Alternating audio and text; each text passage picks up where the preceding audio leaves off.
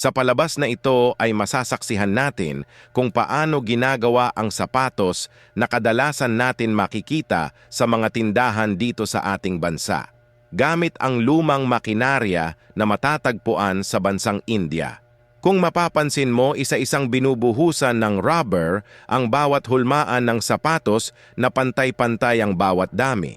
May kanya-kanyang sukat din naman bawat hulmaan, kaya ang rubber na nilalagay ay may kanya-kanya rin timbang at dami para tansya ang bawat dami na hindi sumobra. Kung tapos na itong mapainit at nabuo na ang sapatos, ay kinukuha na nila ito at isa-isang sinusuot sa plastik habang pinapalamig para tuwid at mahusay ang pagkagawa.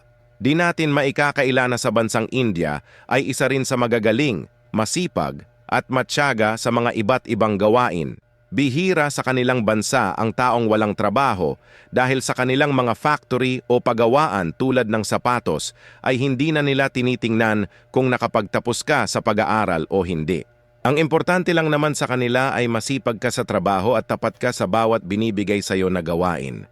Pero kung titingnan mong mabuti sa lugar nila, bakit hanggang ngayon ay nabibilang pa rin sila sa bansang mahirap?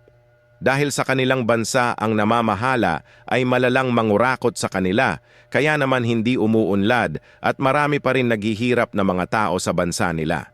Nakakalungkot man isipin, pero sana hindi matulad ang ating bansa sa kanila.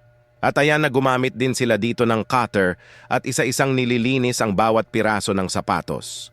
Bago rin nila inilalagay sa carton box ay sinusuot muna nila ang piraso ng papel sa sapatos upang hindi ito mayupi. At ayan na mga idol ang finished product nila at napakahusay, malinis at talagang maayos ang pagkagawa.